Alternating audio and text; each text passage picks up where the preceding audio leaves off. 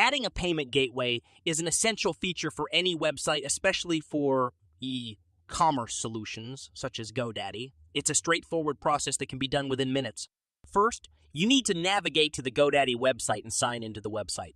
Once you've signed in, you can access the various services offered by Godaddy, including web hosting, email, domain registration, and website builder, to name a few.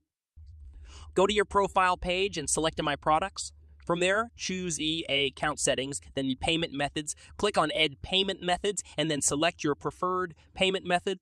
Fill in the required information, including your credit debit card number, security code, and expiration date, then click on the Save button. GoDaddy uses advanced encryption technology to ensure that your financial information is always secure, so you can rest assured that your credit card information is safe and secure.